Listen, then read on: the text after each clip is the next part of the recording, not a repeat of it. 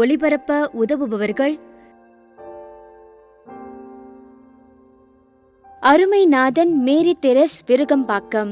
குடும்பத்திற்கு இறைவன் செய்த அனைத்து நன்மைகளுக்கு நன்றியாகவும், குடும்ப கருத்துக்கள் நிறைவேறவும், மகன்களின் தொழில் முன்னேற்றத்திற்காகவும், குடும்பத்தில் இறந்த அனைத்து ஆன்மாக்களின் நிலைப்பாட்சிக்காகவும் மற்றும் யாரும் நினையாத அனைத்து ஆன்மாக்களின் நிலைப்பாட்சிக்காகவும் வேண்டி. என் தந்தையிடமிருந்து ஆசி பெற்றவர்களே வாருங்கள் என்கிறார் ஆண்டவர். நான் நோயுற்று இருந்தேன், என்னை சந்தித்தீர்கள். இச்சின்னஞ்சிறிய என் சகோதர சகோதரிகளுள் ஒருவருக்கு நீங்கள் செய்த போதெல்லாம் எனக்கே செய்தீர்கள் என உறுதியாக உங்களுக்கு சொல்கிறேன். மத்தேயு நற்செய்தி அதிகாரம் 25 இறை வசனங்கள் 34, 36 மற்றும் 40. தந்தை மகன் தூய ஆவியாரின் பெயராலே நம் ஆண்டவராகிய இயேசு கிறிஸ்துவின் அருளும் கடவுளின் அன்பும் தூய ஆவியாரின் நட்புறவும் உங்கள் அனைவரோடும் இருப்பதாக.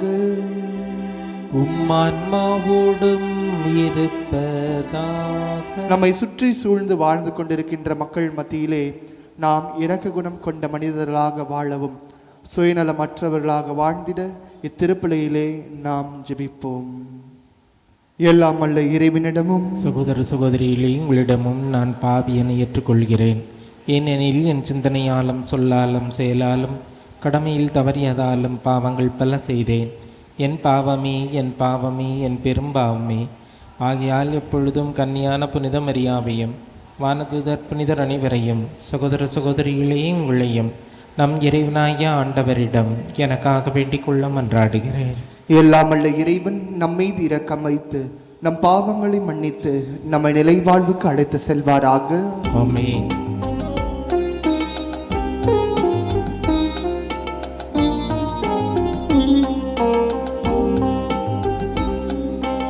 ஆண்டவரே இரக்கமாயிரும். ஆண்டவரே இரக்கமாயிரும். கிறிஸ்துவே இரக்கமாயிரும். கிறிஸ்துவே இரக்கமாயிரும். ஆண்டவரே இரக்கமாயிரும். ஆண்டவரே இரக்கமாயிரும்.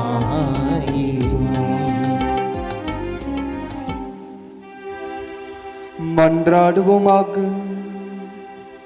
இறைவா, அமைதியின் காரணரும் அன்பினை விரும்புகின்றவரும் ஆனவரே, பிளவு பட்டிருப்போரை ஒன்றிணைக்கும் வியத்தகாருளினால் புனித எலிசபெத்தை அணி செய்தீரே.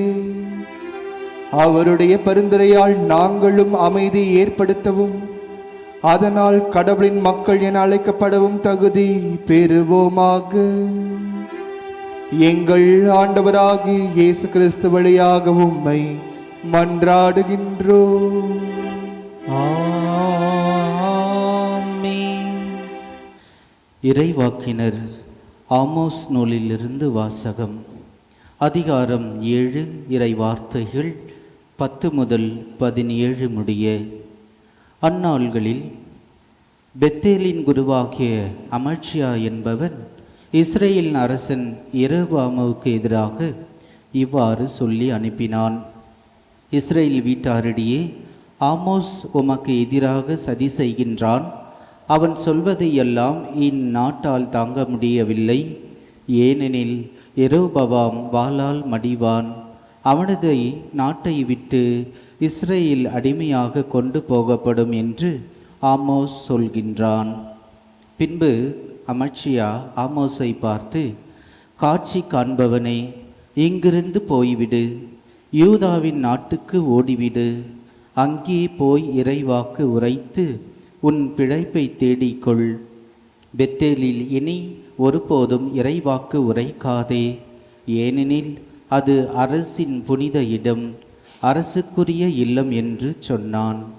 ஆமோஸ் அதற்கு மறுமொழியாக அமத்சியாவை பார்த்து கூறினார், நான் இறைவாக்கினன் இல்லை, இறைவாக்கினர் குழுவில் உறுப்பினனும் இல்லை. நான் ஆடு மாடு மேய்ப்பவன், காட்டு அத்திமர தோட்டக்காரன்.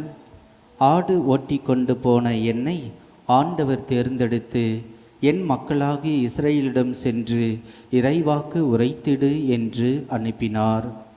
எனவே இப்பொழுது ஆண்டவரின் வாக்கை கேள்.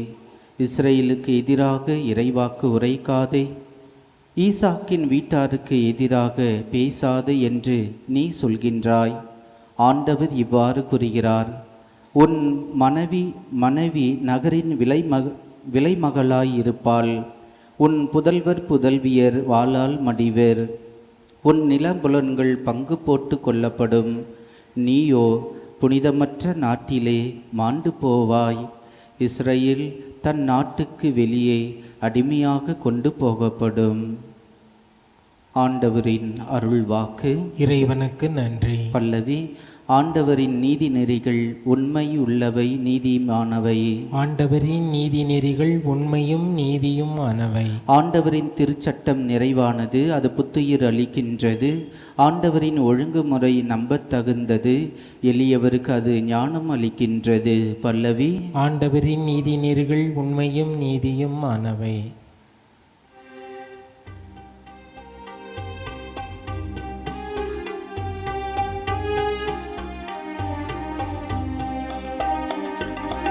அல்லேலூயா அல்லேலூயா அல்லேலூயா அல்லேலூயா அல்லேலூயா அல்லேலூயா. கடவுள் கிறிஸ்துவின் வாயிலாக உலகினரை தம்மோடு ஒப்புரவாக்கினார். அந்த ஒப்புரவு செய்தியை எங்களிடம் ஒப்படைத்தார். அல்லேலூயா அல்லேலூயா அல்லேலூயா அல்லேலூயா. ஆண்டவர் உங்களோடு இருப்பாராக. உமான்மாவோடும் இருப்பாராக. புனித மத்தேயு எழுதிய தூய நற்செய்தியிலிருந்து வாசகம். ஆண்டவரே, மாட்சி உமக்கே. அதிகாரம் 9, இறை வார்த்தைகள் 1 முதல் 8 முடிய. அக்காலத்தில் இயேசு படகேறி மறுகரைக்கு சென்று தம் சொந்த நகரை அடைந்தார்.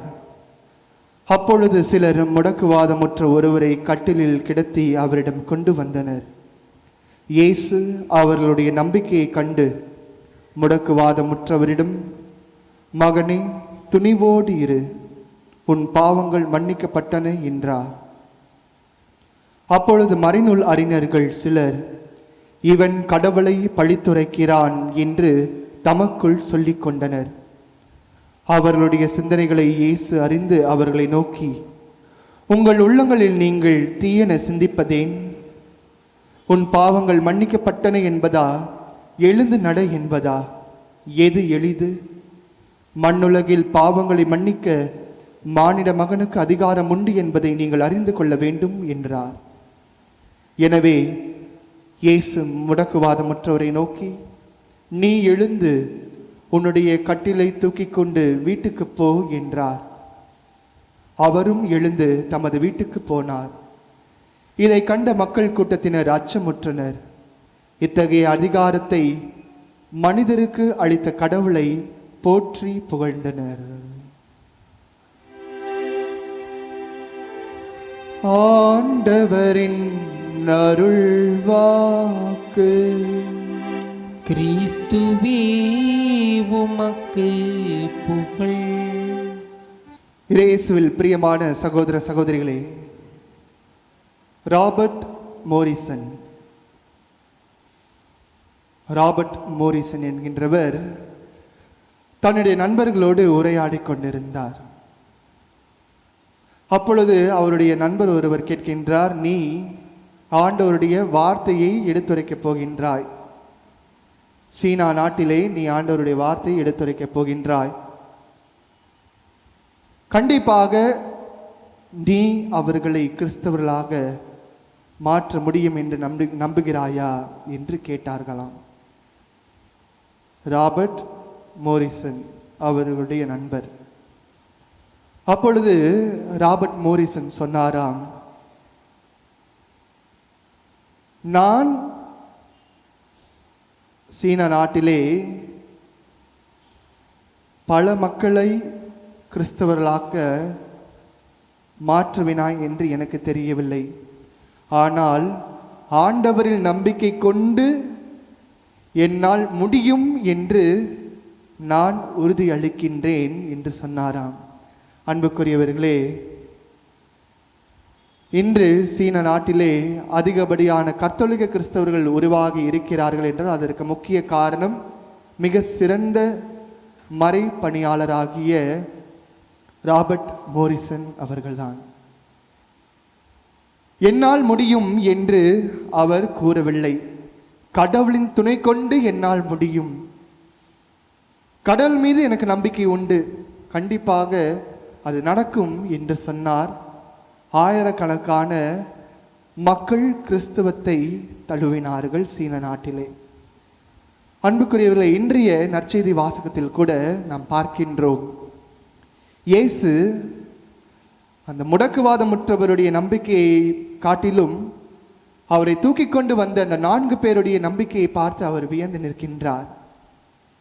காரணம், அந்த முடக்குவாதமுற்றவர் மட்டுமல்ல, அந்த தாங்கிக் கொண்டு வந்த 4 பேரும் இயேசு மீது அதிகமான நம்பிக்கை வைத்திருக்கின்றார்கள். கண்டிப்பாக எனது நண்பர், முடக்குவாதமுற்ற நண்பர் கண்டிப்பாக குணமடைவார், அது இயேசுவின் வழியாக தான் என்று அவர்கள் முழுவதுமாக நம்பிக்கை கொள்கின்றார்கள். அந்த நம்பிக்கைக்கு அவர்களுக்கு கைமேல் அவர்களுக்கு கிடைக்கின்ற ஒரு பாக்கியம், முடக்குவாதமுற்றவர் நலமடைவதை நாம் பார்க்கின்றோம். அன்புக்குரியவர்களே, முடக்குவாதமுற்றவர்கள் என்று சொல்லும்போது நம்முடைய மனநிலைக்கு வருகின்ற அந்த நிலை என்னவென்றால், எவர் ஒருவர் கை கால் விழுந்து விடுகின்றதோ அல்லது செயல்படாமல் போகின்றதோ அவர்கள்தான் முடக்குவாதமுற்றவர் என்று நாம் கருதுகின்றோம். இன்று நம்மில் பலர் கூட உள்ளத்தில் முடக்குவாதமுற்றவராக இருக்கின்றோம். இந்த நற்செய்தியில் நாம் வாசிக்கேட்ட அந்த முடக்குவாதமுற்றவர் தன்னுடைய உடல் தோற்றத்தில்தான் அவர் முடக்குவாதத்தோடு இருப்பதை நாம் பார்க்கின்றோம், உள்ளத்தில் இல்லை. அவர் உள்ளத்தில் முடக்குவாதமுற்றவராக இருந்திருந்தால் கண்டிப்பாக இயேசுவினிடத்திலே வந்திருக்க மாட்டார். அவருடைய நண்பர்களும், அவரை தாங்கிக் கொண்டு வந்த அந்த 4 நண்பர்களும் கூட கண்டிப்பாக தங்களுடைய உள்ளத்திலே அவர்கள் முடக்குவாதமுற்றவர்களாக இருந்திருந்தால் இயேசுவினிடத்திலே தன்னுடைய நண்பரை கூட்டிக் கொண்டு வந்திருக்க மாட்டார். ஆனால் நம்மில் எத்தனை பேர் உள்ளத்தில் முடக்குவாதமுற்றவர்களாக இருக்கின்றோம்?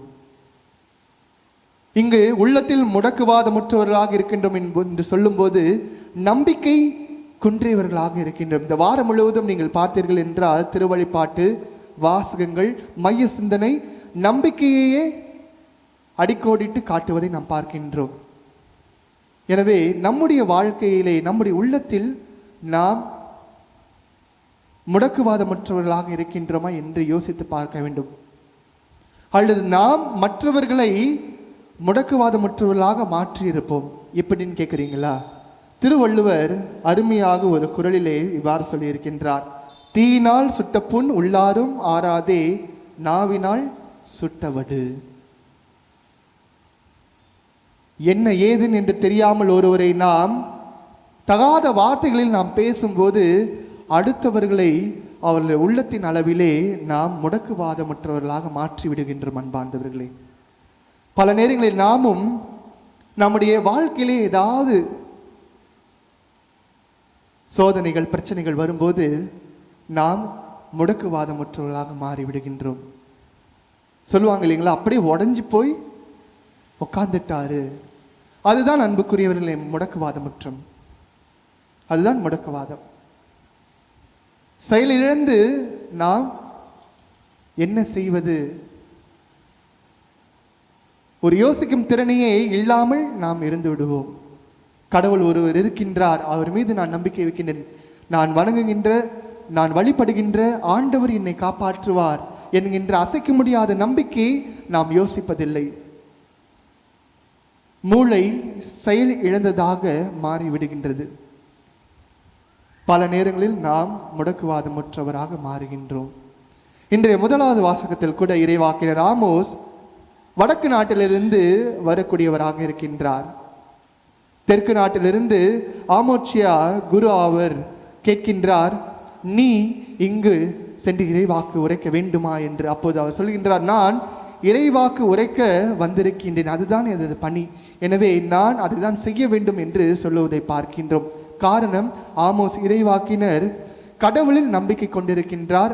அதனால் அவருக்கு தெரிகின்றது நான் என்ன செய்ய வேண்டும், எதற்காக நான் அழைக்கப்பட்டிருக்கின்றேன் என்று. அன்புக்குரியவர்களே, நாமும் கடவுளின் பிள்ளைகளாக வாழ்ந்து கொண்டிருக்கின்றோம். அருள் சாதனைகளின் வழியாக நாம் கடவுளின் பிள்ளைகள் என்று அழைக்கப்பட்டிருக்கின்றோம். எனவே நமக்கும் கடமைகள் பல உண்டு. எவ்வாறு ஆண்டவர் இயேசு கிறிஸ்து இன்றைய முடக்குவாதமற்றவரை நோக்கி சொல்லுகிறாரோ, நீ நம்பிக்கையோடு இரு, நீ நம்பிக்கையோடு இரு என்று அவர் எவ்வாறு சொல்கின்றார், அதே போன்று நாமும் நம்முடைய வாழ்க்கையிலே நம்மை முடக்குவாதம் இடுகின்ற நிலைக்கு செல்லக்கூடிய எந்த ஒரு நிலையாக இருக்கட்டும், தீராத நோய் நொடிகளாக இருக்கட்டும், குடும்பங்களில் இருக்கின்ற கஷ்டங்களாக இருக்கட்டும், பிரச்சனைகளாக இருக்கட்டும், எப்படிப்பட்ட ஒரு காரியங்களாக இருக்கட்டும், நாம் கடவுளின் மீது, இயேசு மீது அதிகப்படியான நம்பிக்கை கொள்வோம். ஆண்டவர் என்னை காப்பாற்றுவார், ஆண்டவர் என்னை இதிலிருந்து வெளியே எடுத்து வருவார் என்று நாம் நம்பும்போது கண்டிப்பாக நாமும் இன்றைய நாளிலே அந்த முடக்குவாதமற்றவர் எவ்வாறு எழுந்து நட என்று ஆண்டவர் சொன்ன உடனே அவர் எழுந்து நடந்தாரோ, அதே போன்று நம்முடைய குடும்ப பிரச்சனைகள், கஷ்டங்கள், தீராத நோய் நொடிகளில் இருந்தும் நாமும் எழுந்து நடப்போம். ஆண்டவரில் நம்பிக்கை கொள்வோம். ஆமீன். எடுத்து வந்தோ காணிக்கையே இறையமுதே, உம்மை சூழ வந்தோ இனிதாகவே எம்மை ஆளவே, இதை ஏற்பாயின்றே வேண்டுகிறோம். எடுத்து வந்தோ காணிக்கையே.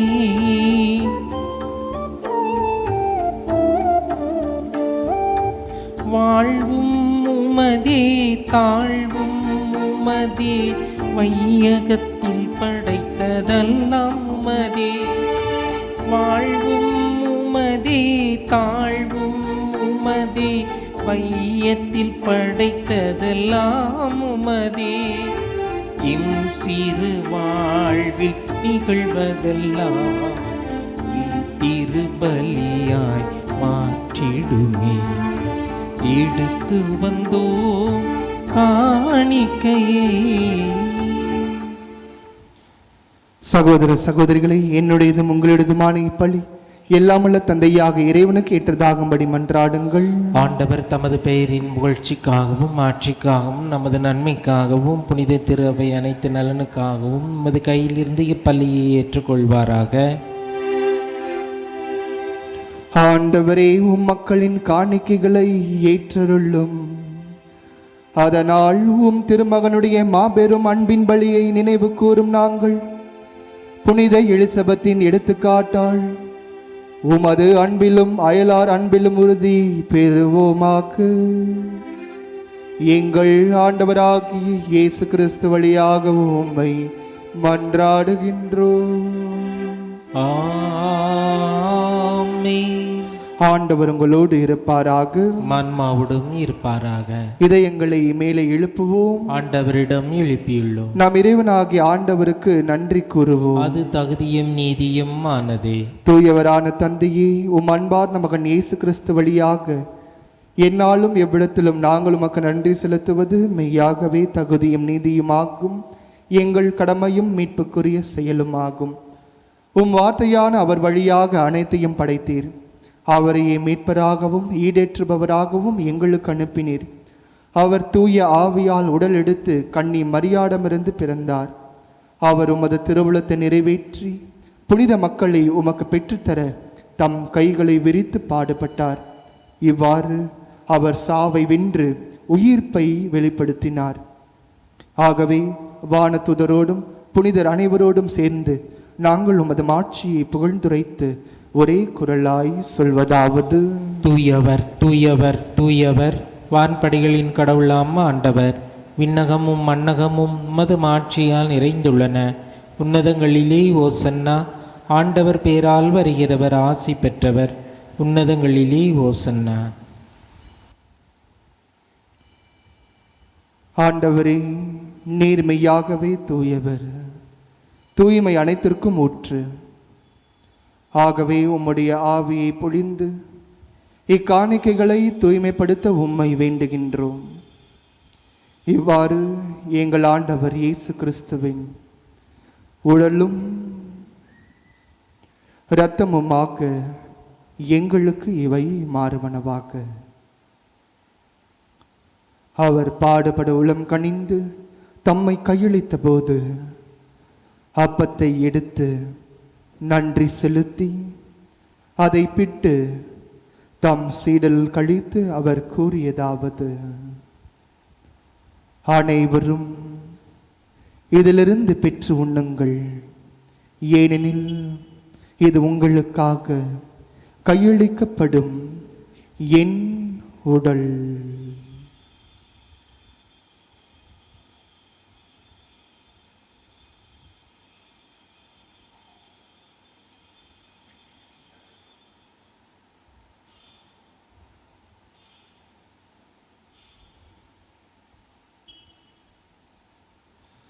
அவனமை இரவு விருந்தை அருந்திய பின் கிண்ணத்தையும் எடுத்து மீண்டும் உமக்கு நன்றி கூறி தம் சீடல் கழித்து அவர் கூறியதாவது: அனைவரும் இதிலிருந்து பெற்று பருகுங்கள், ஏனெனில் இது புதிய நிலையான உடன்படிக்கைக்குரிய என் இரத்தத்தின் கிண்ணம்.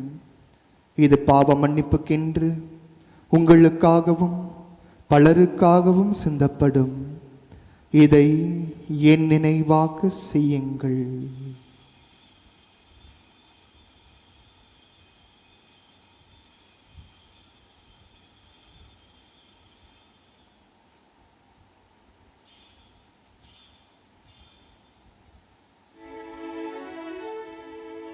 நம்பிக்கையின் மறை பொருள்.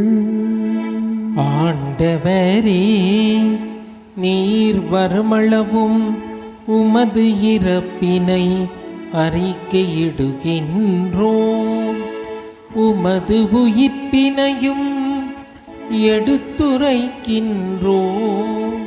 ஆகவே ஆண்டவரே, நாங்கள் கிறிஸ்துவின் இறப்பினையும் உயிர்ப்பினையும் நினைவு கூர்ந்து வாழ்வு தரும் அப்பத்தையும் மீட்பளிக்கும் கிண்ணத்தையும் உமக்கு ஒப்புக் கொடுக்கின்றோம். திருமுனின்று உமக்கு ஊழியம் புரிய தகுந்தவர்கள் எங்களை ஏற்றுக்கொண்டீர். எனவே உமக்கு நன்றி செலுத்துகின்றோம்.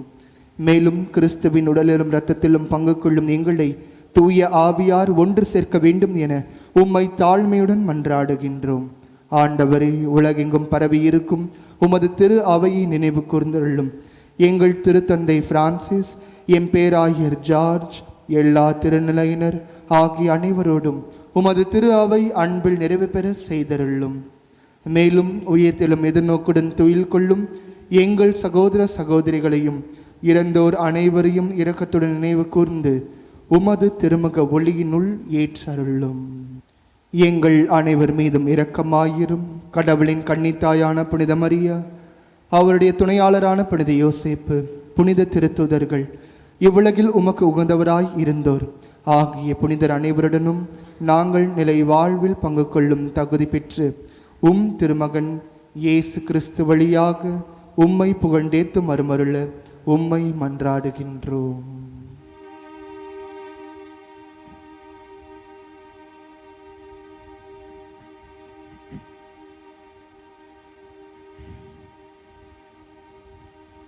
இவர் வழியாக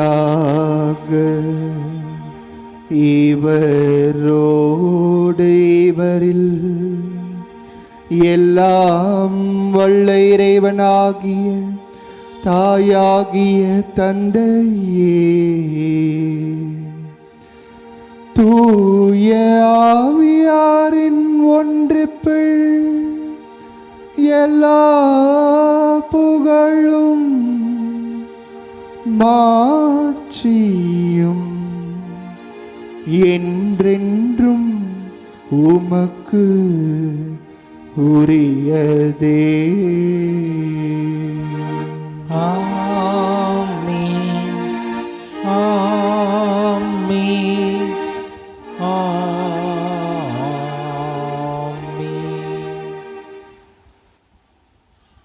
மீட்பரின் கட்டளையால் கற்பிக்கப்பட்டு இறை படிப்பினால் பயிற்சி பெற்ற நாம் அனைவரும் துணிந்து ஜெபிப்போம். விண்ணுலகில் இருக்கின்ற எங்கள் தந்தையே, உமது பெயர் தூயது என போற்ற பெறுக.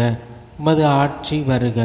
உமது திருவுளம் விண்ணுலகில் நிறைவேறுவது போல மண்ணுலகிலும் நிறைவேறுக. எங்கள் அன்றாட உணவை இன்று எங்களுக்கு தாரும். எங்களுக்கு எதிராக குற்றம் செய்வோரை நாங்கள் மன்னிப்பது போல எங்கள் குற்றங்களையும் மன்னியும். எங்களை சோதனைக்கு உட்படுத்தாதேயும், தீமையிலிருந்து எங்களை விடுவித்தருளும். ஆண்டவரே, தீமை அனைத்திலும் இருந்தும் எங்களை விடுவித்து எங்கள் வாழ்நாளில் அமைதியை கனிவுடன் அருள உம்மை மன்றாடுகின்றோம்.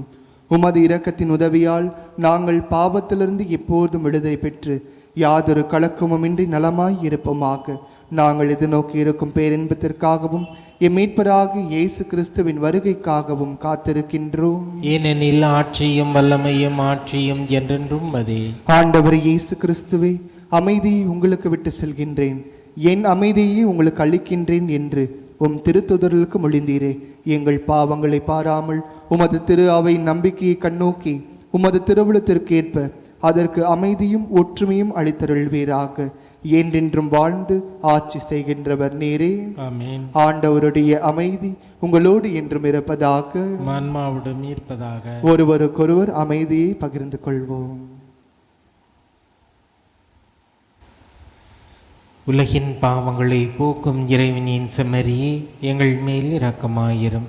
உலகின் பாவங்களை போக்கும் இறைவனின் செம்மறியே, எங்கள் மேல் இரக்கமாயிரும். உலகின் பாவங்களை போக்கும் இறைவனின் செம்மறியே, எங்களுக்கு அமைதியை அளித்தருளும்.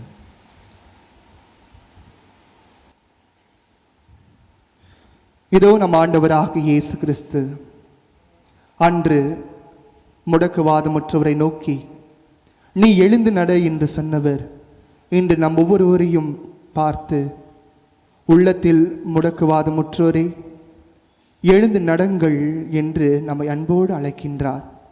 நமது நோய் நொடியிலிருந்து, நமது தீராத உடல் பிரச்சனைகளிலிருந்து, கடன் சுமைகளிலிருந்து, மேலும் பல குடும்பங்கள் சூழ்நிலைகளிலிருந்து எழுந்து நட என்று நமக்கு நம்பிக்கை அளிக்கின்றார். இவரது அழைப்பை ஏற்று இங்கு வந்திருக்கின்ற நாம் ஒவ்வொருவரும் பேறு பெற்றோர். ஆண்டவரே, நீர் என் இல்லத்தில் எழுந்தருள நான் தகுதியற்றவன். ஆனால் ஒரு வார்த்தை மட்டும் சொல்லியருளும், எனது ஆன்மா நலமடையும். நீங்கள் ஒருவர் மற்றவருக்கு செலுத்தும் அன்பிலிருந்து நீங்கள் என் சீடர்கள் என்பதை எல்லோரும் அறிந்து கொள்வார் என்கிறார் ஆண்டவர். யோவான் நற்செய்தி அதிகாரம் 13 இறை வார்த்தை 35. நன்றி கூறி மன்றாடுவோமாக்கு. ஆண்டவரே, மீட்பளிக்கும் அருள் அடையாளத்தின் விருந்தில் திளைத்த நாங்கள் உமது பரிவிரகத்தை கெஞ்சி கேட்கின்றோம். அதனால் புனித எலிசபெத்தின் பிறர் அன்பை நாங்கள் பின்பற்றி மாட்சியில் பங்கு பெற நீர் எங்களுக்கு அருள் புரிவீராக. எங்கள் ஆண்டவராகி இயேசு கிறிஸ்து வழியாக உம்மை மன்றாடுகின்றோம். ஆமென். ஆண்டவர் உங்களோடு இருப்பாராக. உமான்மாவோடும் இருப்பாராக. எல்லாம் வல்ல இறைவன் தந்தை, மகன், தூய ஆவியானவர் உங்கள் அனைவரையும் நிறைவாக ஆசீர்வதிப்பாராக. ஆமென். இயேசுவில் என்றும் நம்பிக்கை கொண்டு வாழ்ந்திட சென்று வாழுங்கள். வாழ்க்கை பழி தொடரட்டும். இறைவனுக்கு நன்றி. திருப்பலி ஒளிபரப்ப உதவியவர்கள்: அருமைநாதன் மேரி தெரஸ் விருகம்பாக்கம். குடும்பத்திற்கு இறைவன் செய்த அனைத்து நன்மைகளுக்கு நன்றியாகவும், குடும்ப கருத்துக்கள் நிறைவேறவும், மகன்களின் தொழில் முன்னேற்றத்திற்காகவும், குடும்பத்தில் இறந்த அனைத்து ஆன்மாக்களின் நிலைப்பாட்சிக்காகவும் மற்றும் யாரும் நினையாத அனைத்து ஆன்மாக்களின் நிலைப்பாட்சிக்காகவும் வேண்டி